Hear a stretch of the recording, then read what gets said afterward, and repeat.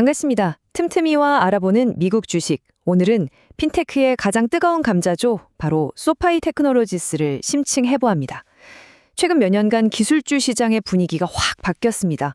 예전처럼 미래나 꿈만 이야기해서는 안 되고 그래서 어떻게 돈을 벌 건데? 라는 아주 현실적인 질문에 답을 해야만 하는 시대가 온 거죠. 바로 이런 시장의 냉혹한 요구에 소파이가 드디어 첫 분기 흑자라는 아주 멋진 답안지를 내놨습니다. 당연히 월스트리트는 환호했죠.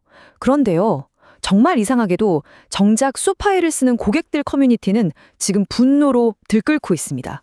아니, 어떻게 한 회사가 사상 최대 실적이라는 눈부신 빛과 충성 고객의 배신감이라는 이 짙은 그림자를 동시에 가질 수 있는 걸까요?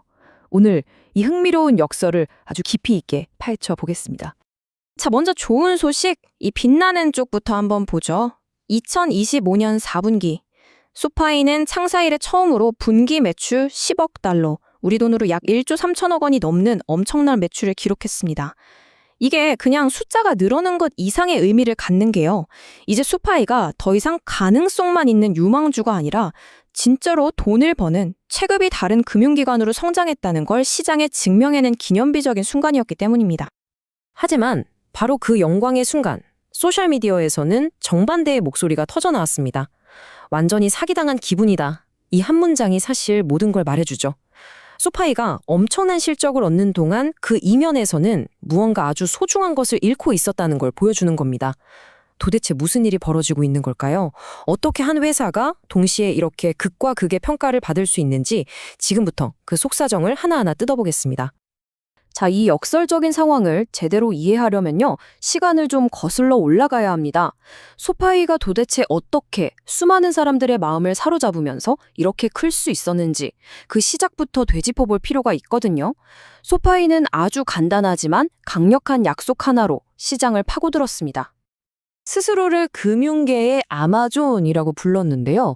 이게 무슨 말이냐면 은행 업무, 대출, 투자까지 모든 금융 서비스를 앱 하나로, 그것도 수수료는 거의 없이 해결해 주겠다는 거였습니다.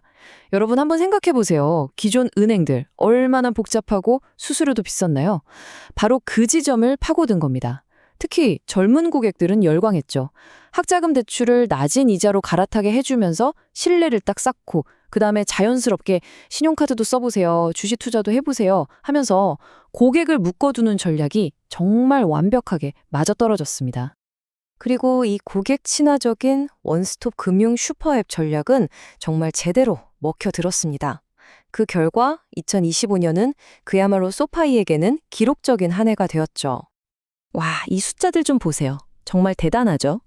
기록적인 매출과 순이익은 물론이고 단 3개월, 한 분기 만에 새로운 회원이 거의 100만 명이나 늘었습니다. 근데 여기서 진짜 주목해야 할 건 바로 저 상품 증가 수치입니다. 이게 무슨 뜻이냐면요. 한번 소파이에 발을 들인 고객이 다른 금융상품까지 계속해서 쓰게 된다는 거예요. 말 그대로 락인 효과가 나타나고 있다는 명백한 증거죠. 성장세가 정말 무섭습니다. 하지만 바로 이 화려한 성공의 무대 뒤편에서는 전혀 다른 이야기가 쓰여지고 있었습니다. 회사가 축배를 드는 바로 그 시간에 소파이의 초창기부터 함께했던 핵심 충성 고객들은 깊은 배신감을 느끼게 만든 정책 변경이 조용히 진행되고 있었던 거죠. 그래서 사용자들이 이런 신조어까지 만들어냈습니다. 바로 NCT피케이션이라는 건데요. 좀 거친 표현이죠. 이게 뭐냐면 처음에는 파격적인 혜택으로 사용자를 막 끌어모은 다음에 사람들이 거기에 익숙해져서 떠나기 힘들어지면 그때부터 슬금슬금 혜택은 줄이고 수수료는 올리면서 이익을 뽑아내는 과정을 꼬집는 말입니다. 한때 고객을 위한다던 소파이가 바로 그 길을 걷고 있다고 느낀 겁니다. 자, 그런데요, 이렇게 온라인에서는 비난이 쏟아지는데 월스트리트는 전혀 다른 세상의 이야기를 하고 있습니다. 그들이 보는 소파이는 어떤 모습인지, 그 자신감의 근거는 대체 무엇인지 구체적으로 한번 살펴보겠습니다. 월스트리트가 보는 건 바로 이겁니다. 이 아름다운 성장 그래프요. 회원수, 고객 한 명이 쓰는 상품 수, 그리고 매출까지 뭐 하나 빠지는 것 없이 전부 전년 대비 30%가 넘게 성장하고 있습니다. 투자자 입장에서 보면 이건 뭐 회사가 시장을 장악해가고 있고 돈 버는 능력이 점점 더 강해지고 있다는 너무나도 명확한 신호인 거죠. 이 숫자만 보면 사실 흠잡을 데가 없습니다. CEO인 앤서니 노토의 자신감은 정말 하늘을 찌를 정도입니다. 지난 7년 중 지금이 최고다. 내년은 더 좋을 거다. 이렇게 말하고 있죠. 이건 단순히 우리 회사 좋아요라는 이야기가 아니라 이제 흑자를 냈으니 여기서 안주하지 않고 그 돈으로 더 공격적으로 성장에 투자하겠다는 선언이나 마찬가지입니다. 그런데 여기서 또 한 가지 역설이 나옵니다. 이렇게 실적도 좋고 CEO도 자신만만한데 왜 발표 이후에 주가는 오히려 떨어졌을까요? 분석가들은 두 가지 정도 이유를 꼽는데요. 첫 번째는 그동안 성장을 위해 돈이 필요해서 투자를 많이 받다 보니 주식수가 너무 늘어나서 기존 주주들의 주식 가치가 희석될 수 있다는 우려 때문입니다. 그리고 또 다른 이유가 바로 이겁니다. 소위 완벽함에 대한 가격이 매겨져 있다는 건데요. 이게 무슨 말이냐면 투자자들의 기대치가 이미 너무 높아져서 잘하는 건 당연하고 얼마나 더 엄청나게 잘하는지 보여줘라는 상태가 된 겁니다. 마치 전교 1등이 100점 맞는 건 당연하고 99점 맞으면 오히려 왜 실수했냐고 하는 것과 비슷한 상황인 거죠. 그럼에도 불구하고 월가의 천선들은 여전히 소파이의 장기적인 미래를 밝게 보고 있습니다. JP모건 같은 경우는 최근 주가가 떨어진 게 오히려 과도하게 팔렸다. 지금이 살 기회다라면서 투자 등급을 올렸고요. 전반적인 의견도 여전히 매수에 가깝습니다.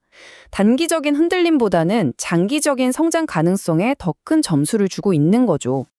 자, 바로 이 지점이 오늘 이야기의 핵심입니다. 월스트리트가 이렇게 큰 그림, 즉 성장률이나 수익성 같은 재무제표를 들여다보는 동안 평범한 고객들은 뭘 보고 있었을까요? 바로 내 지갑에서 실제로 빠져나가는 돈, 즉 매일매일 체감하는 수수료의 변화였던 겁니다. 고객들의 분노는 그냥 막연한 불만이 아니었습니다. 아주 구체적이고 실질적인 이유가 있었죠. 바로 없던 수수료가 생기고 있던 수수료는 갑자기 올라갔기 때문입니다. 이건 고객 친화적이라는 소파이의 정체성을 뿌리부터 흔드는 일이었습니다. 가장 대표적인 게 바로 이 개인 은퇴 계좌 IRA 수수료 인상입니다. 한번 보세요. 원래는 내 은퇴 계좌를 다른 회사로 옮기려면 총 $95 정도가 들었는데 이게 갑자기 $200, 2배 이상으로 껑충 뛰어버린 겁니다. 고객 입장에서는 이제 와서 나가려면 돈 더 내라면서 발목을 잡는 것처럼 느껴질 수밖에 없는 조치였죠. 바로 이런 사용자의 목소리가 핵심을 짚고 있습니다. 이건 단순히 몇 푼의 돈 문제가 아니라는 거죠. 바로 신뢰의 문제입니다.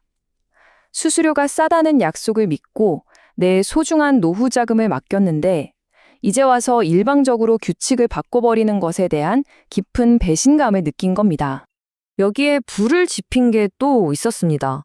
원래 공짜로 주던 혜택들을 갑자기 월 $10짜리 유료 구독 서비스로 바꾸고 이런 중요한 변경사항에 대해서 고객들에게 제대로 알려주지도 않았다는 거죠. 고객들 입장에서는 야금야금 내 돈 빼간다는 느낌을 받을 수밖에 없었을 겁니다. 결국 소파의 가장 열렬한 팬이었던 사람들이 가장 강력한 비판자로 돌아서게 된 거죠. 결국 지금 소파이는요, 말 그대로 양쪽에서 전쟁을 치르고 있는 셈입니다. 한쪽에서는 돈 더 벌어와라 하고 압박하는 월스트리트가 있고 다른 한쪽에서는 초심을 잃었다고 외치는 고객들이 있는 거죠. 이 딜레마를 어떻게 풀어갈지가 소파이의 미래를 결정하게 될 겁니다. 자, 이런 어려운 상황에서 소파이가 내놓은 미래 계획은 아주 명확합니다. 지금 확보한 수익성을 바탕으로 브랜드 인지도나 상품 종류를 늘리는데 더 공격적으로 투자하겠다는 겁니다. 한마디로 지금의 고객 불만 같은 단기적인 논란에 흔들리지 않고 장기적인 시장 지배력을 키우는 데 집중하겠다는 전략이죠. 지금의 논란은 더 큰 성장을 위한 일종의 성장통이다. 이렇게 보고 있는 것 같습니다. 그리고 바로 이 지점이 어쩌면 소파이뿐만 아니라 수많은 혁신 기업들이 결국 마주하게 될 근본적인 딜레마일 겁니다. 기존 은행은 나쁘다고 외치며 나타난 파괴자가 이제는 돈을 벌기 위해서 역설적으로 과거 자신이 비판했던 바로 그 은행들의 모습을 점점 닮아간다는 것. 괴물을 잡으러 갔다가 스스로 괴물이 되어버리는 그런 상황 말이죠. 자, 결론을 내려보겠습니다. 소파이는 분명 숫자로 증명했습니다. 돈을 벌 수 있는 회사라는 걸요.